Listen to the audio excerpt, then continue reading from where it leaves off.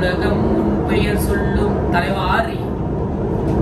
மனுஷன் தோன்றின காலத்துல இருந்தே எண்ணெய் எடுக்க மரச்சக்க தான் பயன்படுத்திருக்கான். அதான் அம்மணி நாட்டு மரச்செக்கெண்ணெய்.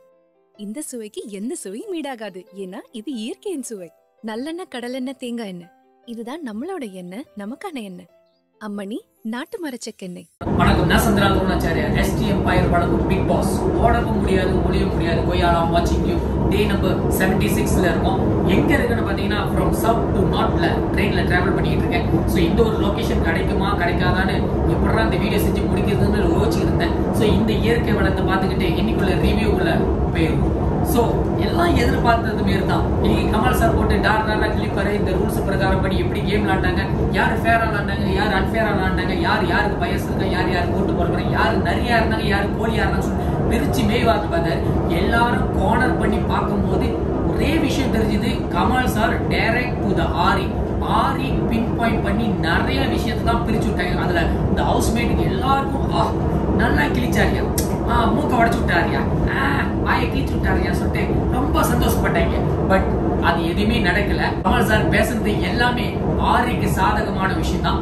ஆரியோட ஃபேன்ஸை நல்லா மெய்யப்படுத்தியும் நல்லா செம்மப்படுத்தியும் அந்த உள்ள கொண்டென்ட் தான் அழகா கொடுத்திருந்தாரு. இது வீட்டுக்குள்ள இருக்கிற ஹவுஸ்மேட்கே தெரியாம பட்சத்துல பயங்கரமாக டேக் ஃபார் கேரண்டட் எடுத்துக்கிட்டாங்க. வா, ஆரி அடிச்சார்ல, சூப்பர். அதுல ஆஜித் மூஞ்சி பாக்கணுமே, அவனுக்கு விளங்குதா விளங்கலையா, இந்த வீட்டுக்குள்ள எதுக்கு இருக்கான கூட தெரியல. சரி, இன்னைக்கு நடந்த பஞ்சாயத்துல அப்படி என்ன மெயின் பாயிண்டா இருந்துச்சு பாத்தீங்கன்னா, நரி கோழியோட டாஸ்கோட ரூல்ஸ் பத்தி தான் பேசியிருந்தாங்க. ரூல்ஸ் பிரகாரப்படி இந்த கேம் எப்படி விளையாண்டுருக்கலாம், எப்படி செம்மப்படுத்தி இருக்கலாம், எப்படி சரி சமமாக விளையாண்டுருக்கலாம் ப்ரீவியஸ் வீடியோல நிறைய இடத்துல பதிவு செஞ்சிருந்தேன். அதே மாரி இந்த வீட்டுக்குள்ள நரி தந்திரம் இருக்குன்னு ராஜதந்திரம் பேர்ல மொத வீடியோ, அதாவது டே 1 வீடியோ எபிசோட்ல நான் வந்து சொல்லியிருந்தேன். சோ இது இன்னைக்கு வரைக்கும் கொண்டு வந்து யார் யாரெல்லாம் முகமுடியோட விளாடுறாங்க, யார் யாரெல்லாம் தந்திரமா விளாடுறாங்க உங்களுக்கு தெரிஞ்சிடும். அதுல மெயினா தந்திரவாதியா இருக்காங்க சொன்னா அவங்க கண்டிப்பா நம்ம ரம்யா பாண்டியன் தான். நம்ம நரி பாண்டியனை பத்தி சொல்லவே தேவையில்ல. எப்படி பிளேட்ட மாத்தி பேசுறாங்க, எப்படி ட்வீட் பண்ணி பேசுறாங்க உங்களுக்கு தெரியும். வீட்டுக்குள்ள இருந்த கேப்டன் வேலையை சரியா பார்த்தாங்களா இல்லையான்னு தெரியல. ஆனா இந்த நரி கூட்டத்துல எப்படியாச்சும் அந்த சூப்பர் பவர் அடைஞ்சிருக்கிறதுக்காக டீம் பை டீமா ஃபார்ம் பண்ணி பிரிச்சு அந்த காசா பெரிய லெவல்ல கொண்டு வந்தாங்க. அந்த ஒரு விஷயத்தை கருதி தலைவா ஆரிய கார்னர் பண்ற மாதிரி ஒரு ஃப்ரேம் ஒர்க் செஞ்சிருந்தாங்க. அந்த ஃப்ரேம் ஒர்க் ஆக்சுவலி அந்த ஒரு செக்ஷன்ல நடந்துச்சு. யாருக்காவது 1 மணி நேரத்துக்குள்ள ஆரிய ஃப்ரேம் பண்ணி முடிச்சிடணும். கமல் சார் முன்னுக்கு வந்து ஆரி முக்கு உடைச்சிடணும், ஆரிக்கு வாய் வார்த்தை இல்லாம பண்ணிடணும் சொல்லிட்டு ஒரு விஷயத்தை செஞ்சிருந்தாங்க. அதுதான் ரூல்ஸ் வந்து அன்ஃபேரா இருக்கு தெரிஞ்சுன்னா ஏன் கடைசி எங்க கூட சேர்ந்துக்கிட்டு அந்த காசை பங்கு போடணும்னு வந்தீங்க, எதுக்கு வந்தீங்க, அப்படி போயிருக்க வேண்டியதானே நரி பாண்டியன் சொல்ல. இந்த ஆரி எகேன்ஸ்ட் பண்ணி பேசும்போது, ஓ நீங்க எகேன்ஸ்ட் பண்ணி பேசுறீங்க, நீங்க கேம் கூட வர மாட்டீங்கன்னு சொல்லிட்டு சரி ஆரி ஒத்து போய் வந்த பிறகு அப்ப எங்க கூட நீங்க கேம் விளையாண்டீங்க தானே, அப்போ நீங்க இது வந்து எங்களுக்கு கார்னர் பண்ற மாதிரி விஷயத்த சொல்றீங்கன்னு பயங்கரமான ஒரு ஃப்ரேம் ஒர்க் பண்ணிருந்தாங்க. இது அவங்க தரப்புல இருந்து பாத்துக்கோமா, எஸ் நியாயமா இருக்கிற மாதிரி தெரியும், ஆனா அப்படி கிடையாது. ஆனா இது ஆரி தரப்புல இருந்து பாத்தீங்கன்னா ரொம்ப அநியாயமான ஒரு விஷயம் தான். காரணம், இந்த டாஸ்க்ல சூப்பர் பவர் ஒண்ணு கிடைக்க போதுன்னு சொல்லியிருக்காங்க. கேமா இருந்ததா பிரச்சனை, சூப்பர் பவர். அப்ப எல்லாருக்கும் பேராசை இருக்கிறதோட எல்லாருக்கும் ஆசை இருக்கும், அந்த சூப்பர் பவர் நம்ம அடையணும். பாலாக்கு சூப்பர் பவர் வேணும்னு தானே அந்த முட்டையை உடைச்ச பிறகு பயங்கரமான ஒரு கன்சிஸ்டன்டான ஒரு விஷயத்தை செஞ்சுக்கிட்டு இருந்தாரு. அதுக்கு யாருமே மறுப்பு தெரிவிக்கலையே. இந்த கேம்ல விளையாடாத ஒரே கண்டஸ்டன்ட் யார் சொன்னா ரியோ மட்டும் தான். அதுவும் அவரோட முட்டையை யாருக்கிட்ட விட்டு கொடுக்கணும்னு நினைச்சு விட்டு கொடுத்தாரு. அது நல்லாவே தெரிஞ்சு சோமு மட்டும் தான் தொட்டிட்டு அந்த காசை எடுத்துட்டு போனாப்ல. இப்போ ஆரி செஞ்சது தவறா ரைட்டா கேட்டா ஆரி செஞ்சது ரைட். ஏன்னா இது கேம். எப்படி கேமா சொல்றீங்க, அவங்க செஞ்சது ரைட்னு சொல்லாங்க. சரி, ஆதியில அவருக்கு நடந்த ஒரு அநீதி தான் கமல் சார் சொல்லியிருந்தாரு. தன் குட்டியை தொலைச்ச ஒரு குடும்பத்துக்கு மட்டும்தான் அது வேட்டையாடுறது தவறு இல்லைன்னு சொன்னாங்க. அதனாலதான் மகாநதி படத்துல கூட அவரோட குட்டியை தொலைச்ச பிறகு அதை தேடி கண்டுபிடிச்சு வேட்டையாடின. ஆரி கிட்ட இருந்த முட்டையை அன்ஃபேரா கேம் விளாண்டு அவர் இழந்துட்டாரு. சோ அந்த அன்ஃபேர் கேம் மறுநாள் நடக்க கூடாது சொல்லிட்டு ஒரு ரூல்ஸ் கொண்டு வந்தாங்க. அந்த ரூல்ஸ் பிரகாரம் யாருமே ஃபாலோ பண்ணல. காரணம், இந்த நரி பாண்டிய விளையாட்டுல இந்த ரூல்ஸ் வழியா தான் யாரும் ஆர்டர்ல போனோம், எந்த ஆர்டர்ல போகணும்னு சொல்லிட்டு அவங்க ஒரு பேட்டர்ன் செஞ்சு வச்சிருக்காங்க. பேட்டர்ன்ல ஆரி மண்ணுக்கு போய் நின்று தொட முடியாது. காரணம், 2 இடத்துலயே தான் இவங்க பிளாக் பண்ணி வச்சிருக்காங்க. சோ அந்த பேட்டர்ன்ல தொடக்கூடாதுன்னா என்ன செய்யணும், இவர் வந்து அந்த ஆர்டருக்குள்ள பூந்தாகணும். இந்த கேமோட பிரைஸ் என்னது, ஒரு சூப்பர் பவர் கிடைக்கும். அதனாலதான் அவர் அந்த ஆர்டர்ஸ்குள்ளே பூந்தாரு. சரி, இந்த டீம் கூட சேராத ஒரு ஆள் இருக்காரு, யாரு, பாலா வந்து சிவானியோட முட்டையை தொடறதுக்கு டீல் பேசினாரு. ஆனா ரியோவோட முட்டையை தொடறதுக்கு இவன் டீல் பேச கிடையாது. அதே நேரத்துல ஆஜித் பண்ணிக்கிட்டு இருந்த அட்டம்ப்ட்ல ஃபெயிலியர் ஆன பிறகு அனிதாவும் ஆரியும் ஒரே நேரத்துல அட்டாக் பண்ணாங்க. சோ இந்த அட்டாக்க அந்த இடத்துல அப்ரூவ் பண்ணாத ஒரு விஷயம். அதாவது யாரு தொட்டாங்க தெரியல, அது வேற கதை. ஆனா எங்க இருந்து ஓடி வந்து பாலா வந்து அந்த முட்டையை தொட்டானே, இதுக்கு என்ன சொல்றது? அதுவும் ஒரு 3 பேரோட அட்டாக் தானே. இந்த விஷயத்துல அவன் இன்வால்வ் பண்ணிருந்தேன். பட் இது வந்து ரூல்ஸ் மீறல, நீங்களும் ரூல்ஸ் மீறீங்க, எங்களையும் ரூல்ஸ் மீறீங்க அப்படி சொல்லும் போது ரொம்ப சில்லியா இருக்கு. இந்த வீட்டுல யாரு வேணா கோழியா இருந்துக்குங்க, யாரு வேணா நரியா இருந்துக்குங்க, யாரு வேணா கழுதையா இருக்கீங்க, யாரு வேணா யானையா கூட இருந்துக்குங்க. ஆனா ஆறு எப்பவுமே சிங்கம் மேல நிப்பாங்க. வீட்டுக்குள்ள அடக்காக்குற ஒரே கோழி யாரு சொன்னா அர்ச்சனா கோழி சொன்னா, அர்ச்சனா முகமே மாறிடுச்சு. அதே நேரத்துல இன்னொரு அக்யூசேஷன் வைக்க ஆரம்பிச்சாங்க. இந்த மீடியா தரப்புல இருந்து வர்றவங்க வந்து இப்படிதான் நடந்துக்கிறாங்க, இந்த மாதிரி தான் பேசுறாங்க. இதே சப்ஜெக்ட் தான் அனிதா சுரேஷ் தாத்தா வந்து கார்னர் பண்ணி வச்சிருந்தாரு. அதாவது யாரெல்லாம் மீடியா சைட்ல இன்டர்வியூ பண்றாங்களோ அவங்களுக்கு எச்ச தெரிக்கும் அப்படின்னு சொல்லிட்டு லேபிள் பண்ணி நம்ம சுரேஷ் தாத்தா போட்டு கார்னர் பண்ணாங்க. அதே ஒரு விஷயம் தான் இன்னைக்கு அர்ச்சனா செஞ்சது. அர்ச்சனா என்ன சொல்றாங்க, ஓ மீடியால இருந்து வந்திருந்தா இந்த குணத்தோட வரும்.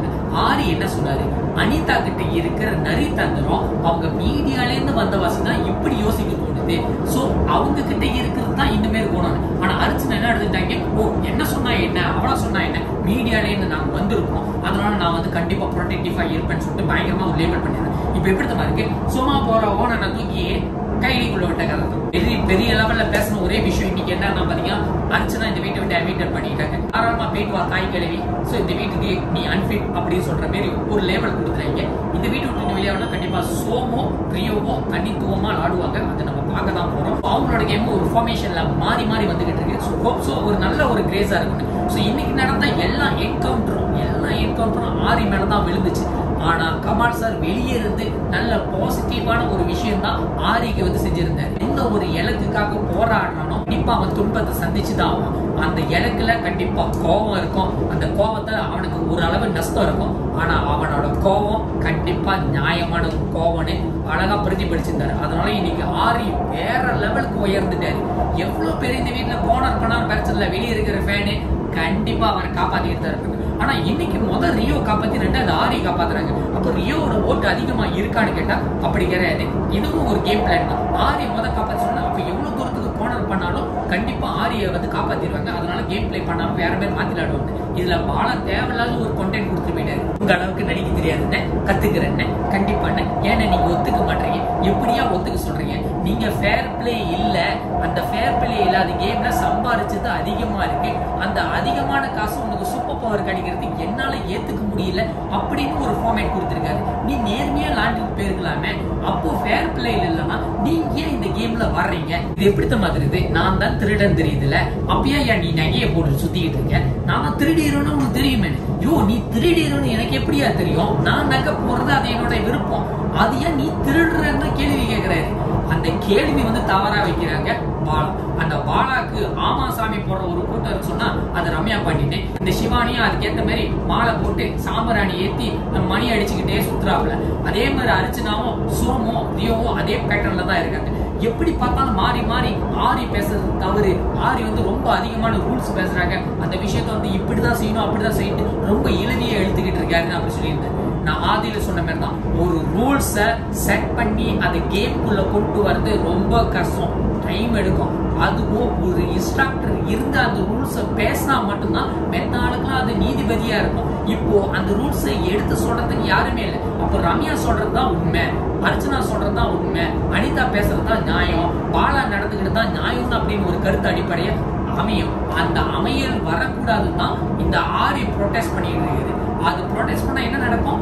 யார் யாரெல்லாம் இவர் பேர் மென்ஷன் பண்ணாரோ எல்லாரும் கூட்ட சேர்த்துட்டு ஆரியை கார்னர் பண்ணுவாங்க.